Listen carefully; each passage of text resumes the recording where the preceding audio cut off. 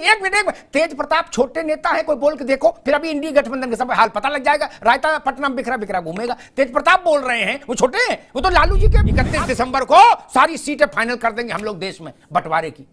31 दिसंबर को पता लगा, अभी तो कुछ पता ही नहीं लग रहा, अभी तो धतेरे की मची महाराष्ट्र से लेके। और ये वैसी बात है कि अम्मा रोते रोते मर गई, पड़ोस के घर में लड़का नहीं गया, बोले अम्मा बुलावा भेजेगी, हम किसी कहने जाएंगे।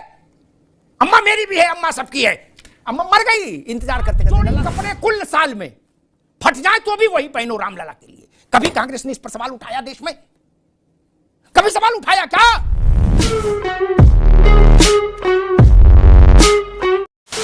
नमस्कार दोस्तों, आप सबका बहुत बहुत स्वागत है प्राइम डिबेट शो में। मैं हूं प्रदीप। ये है तेज प्रताप यादव। इनका कहना है कि मंदिर गुलामी का प्रतीक है। और दूसरे कांग्रेस के नेता उदित राज ये कहते हैं कि अब देश में मनु का राज आएगा, मनु राज आएगा। इनका कहना ऐसा है। पता नहीं मुझे मनु राज क्या होता है, तो छोड़िए, इसी पर ये डिबेट है। डिबेट में दोस्तों आप देखोगे केवी त्रिपाठी है कांग्रेस के प्रवक्ता, और समाजवादी पार्टी के प्रवक्ता भी, जिनका नाम कठिन है, मुझे याद नहीं रहता। तो दोस्तों इन्होंने क्या कहा क्या नहीं कहा इस बारे में छोड़ दीजिए, इनकी धुलाई तो पक्की थी। लेकिन अमिताभ अग्निहोत्री जी ने नए शब्दों का इन्वेंशन किया है धुलाई में। दोस्तों बहुत मजा आएगा, पूरा डिबेट वीडियो देखिए। आप मेरे ख्याल से लोटपोट और गदगद होकर जरूर जाओगे, ये मेरी 100% आपसे गारंटी है।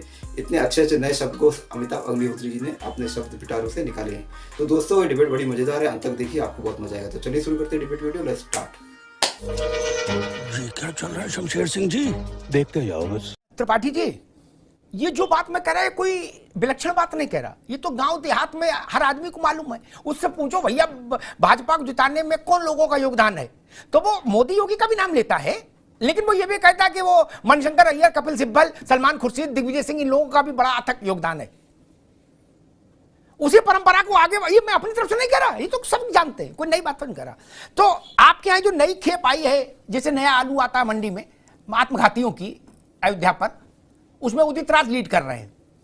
क्या मतलब सब लोग तय कर लिए हो कि नहीं चुनाव से पहले घोर माठा कर देना है?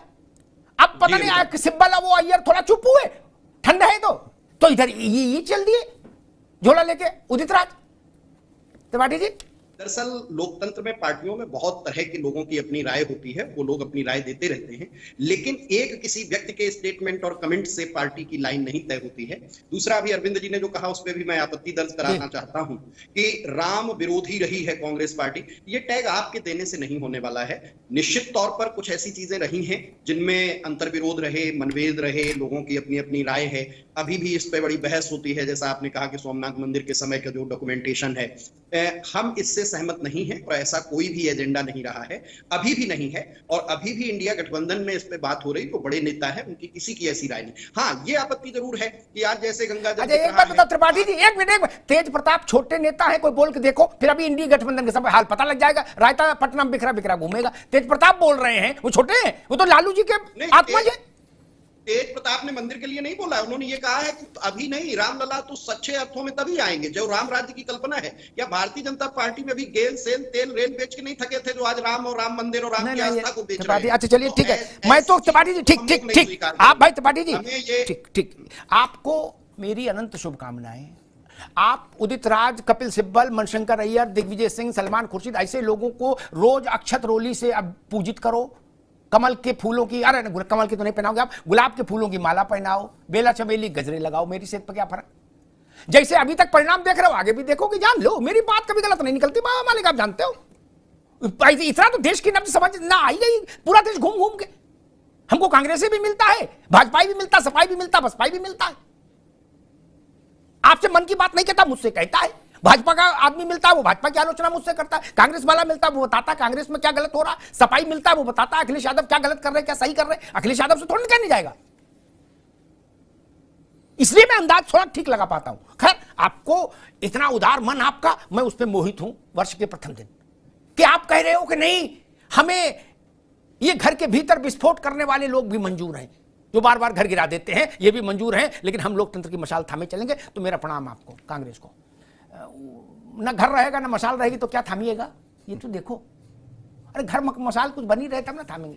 जोशी साहब, हम तो सोच रहे थे एकता होगी। हमने पहले सुना था 31 दिसंबर की तारीख बताई गई कि जैसे लिख लो अग्निहोत्री जी, 31 दिसंबर को सारी सीटें फाइनल कर देंगे हम लोग देश में बंटवारे की। 31 दिसंबर को पता लगा, अभी तो कुछ पता ही नहीं लग रहा, अभी तो धैतेरे की मची महाराष्ट्र से लेके और बिहार तक। अभी सीट फीट के बोले कुछ नहीं, अभी तो तू में चल रही है। तो अच्छा तो हो नहीं रहा, और इस बीच में ये लंगड़ और लगा दिया।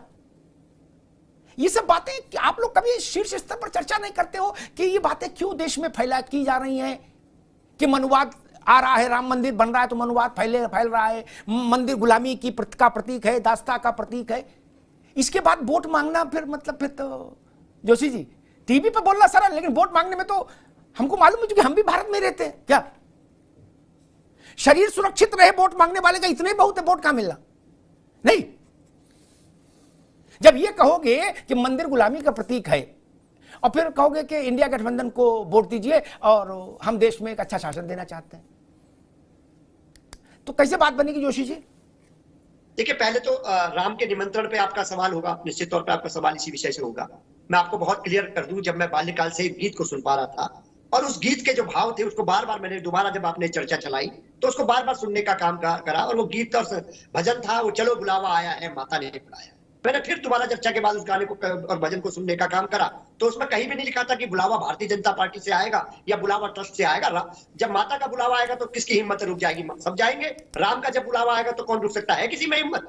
सब जाएंगे। तो निश्चित तौर पर हम लोग बाहर से ही जाएंगे। माननीय अखिलेश यादव जी ने कहने का काम करा, माननीय डिम्पल यादव जी ने कहने का काम करा, माननीय शिवपाल चाचा जी ने कहने का काम करा, हर समाजवादी वहां जाएगा। हमारा राम जो है सुप्रीम कोर्ट के आदेश से मंदिर बन रहा है, भव्य बन रहा है, राम जो है कण कण में बसे हुए हैं। और कई लोग कहने का काम कर रहे हैं, भारतीय जनता पार्टी में ज्यादा बुद्धिमानों की भर्ती हो गई है, वो कहने का काम कर रहे हैं कि 22 जनवरी को राम आ रहे हैं। मैंने भी बहुत किताबें इतिहास दोबारा उठाने का काम करा, तो मुझे जानकारी मिली, जो मेरी जानकारी जो दुरुस्त पाई गई, मैंने पढ़ा था कि त्रेता युग में था, राम तो कण कण में।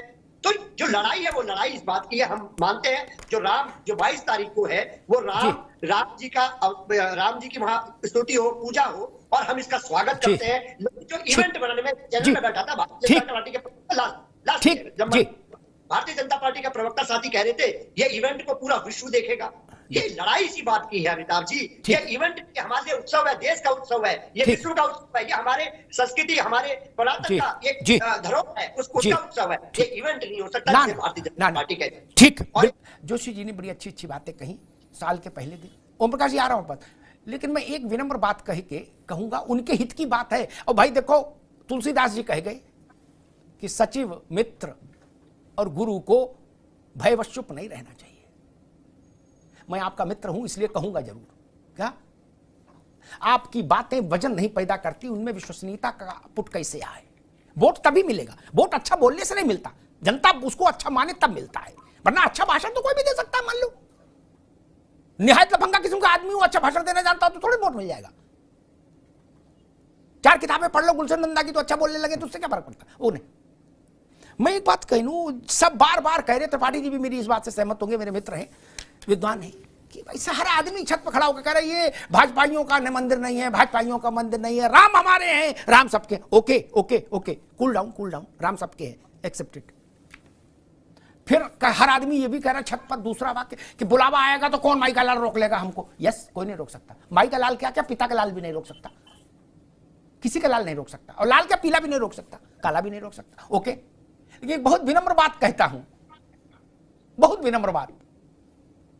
लोग गांव में ननको पूछ रहा कि मंदिर आज बन रहा है, 22 को मंदिर खुलेगा, रामलला तो सदियों से वहां है भैया, और 49 के बाद से तो पूजा अर्चना चल रही, राग भोग आरती चल रहा, सुप्रीम कोर्ट के आदेश से भारत सरकार की ट्रेजरी से पैसा सैंक्शन हो रहा था उनके भोग के लिए। तो जो बताया अभी जोशी जी ने कि चलो बुलावा आया है, माता ने बुलाया है, शेरावाली जो गाना आया था सिनेमा में वो उन्होंने बताया। तो ननकू ये पूछ रहा है, कहो तो नाम ले दूं, कहो तो छोड़ देता हूं, कि भाई मुलायम सिंह जी से लेके आज तक, इंदिरा गांधी से लेके वो प्रियंका जी के बच्चे क्या नाम है, रेहान बाड्रा तक है, बुलावा अभी तक नहीं आ पाया। पीढ़ी गुजर गई गुरु, टाइम ही नहीं मिला। ये भाई से बात है कि अम्मा रोते रोते मर गई, पड़ोस के घर में लड़का नहीं गया, बोले अम्मा बुलावा भेजेगी, हम किसी कहने जाएंगे, अम्मा मेरी भी है, अम्मा सबकी है, अम्मा मर गई। इंतजार करते करते लला नहीं गए, क्यों? क्योंकि लला बोले चलो बुलावा आया है, बुलावा ही नहीं आया, अम्मा मर गई। याद करती रही, गुड्डू नहीं आया, गुड्डू बगल में ताश खेल रहा, क्या फिर मैं बता दूंगा। टीले वाली मस्जिद गए कि नहीं गए, समय मिला, वहां से बुलावा आया, मुझे नहीं पता बुलावा आया कि नहीं आया, आया तो कैसे आया आप जानो। चरारे शरीफ गए, अजमेर शरीफ गए, देवा शरीफ गए, कलियर पीर गए, सब जगह से बुलावा आया। त्रिपाठी जी भी जानते इस बात को। लेकिन रामलला का बुलावा आपके पास नहीं आया, गलत पता लिखा दिए थे क्या वहां। भाजपा पूछे ना पूछे, देश तो पूछेगा मित्र। बात कड़वी है लेकिन है सच्ची। इसलिए बार बार बहुत तेजी से ये कहने से रामलला सबके हैं, अम्मा बाप सबके हैं। बच्चे जब ये कहते हैं ना तो अम्मा बाप की सेवा भी करनी पड़ती है। बाप को मरने के लिए छोड़ दो ठंड में, और ये चिल्लाते रहो बाप सबके हैं, मेरे रक्त में उनका रक्त मिला है, मैं उनका अंश हूं। अरे तो रजाई तो दे देते ठंड में बाप को, नहीं। त्रिपाठी जी की पार्टी तो शासकों की पार्टी रही है। मुझे कष्ट होता है आत्मिक। आपकी पार्टी तो स्वाभाविक शासकों की पार्टी रही। आपको कभी इस बात पर आंख में आंसू आया कि त्रिपाल की रस्सी बदलने के लिए कमिश्नर की यहां इजलास में अर्जी लगती थी? केवल एक बार 56 भोग की परमिशन थी कोर्ट से राम को। आपको पता है घी तक मेजर होके आता था कि इससे ज्यादा घी नहीं खर्च होना चाहिए दीपक में। 7 जोड़ी कपड़े कुल साल में, फट जाए तो भी वही पहनो रामलला के लिए। कभी कांग्रेस ने इस पर सवाल उठाया देश में? कभी सवाल उठाया क्या? त्रिपाठी जी बात कड़वी है। आप साथ जो आपके जो बड़े नेता हैं जो दिन में 7 कुर्ते बदल रहे हैं नींबू काट कर कलप के, वो 7 जोड़ी कपड़े में रह लेंगे? चाहे त्रिपाठी जी हो, चाहे ओपी सिंह की पार्टी के हो, चाहे जोशी जी की पार्टी के हो। आप लोगों ने रामलला को क्या बना के रख दिया था? और आपकी आंख कभी नम नहीं हुई। मैंने सत्येंद्र दास जी महाराज को रोते बिलखते देखा है वहां अयोध्या में। पूरा विग्रह धूल से भर जाता था। और पता नहीं जोशी जी आपकी पार्टी शासन में रही उत्तर प्रदेश में लंबे समय तक, 4 बार उसी कालखंड में। कभी आपने ये सोचा, बातें तो आपकी पार्टी भी बड़ी अच्छी करती, कभी आप लोगों ने सोचा कि रामलला के यहां टेबल फैन ही सैंक्शनड था, केवल कूलर सैंक्शनड नहीं था? कभी बहैसियत चीफ मिनिस्टर आपने दखल देने की कोशिश की कि नहीं कूलर लगेगा, एसी लगेगा? कभी सोचा?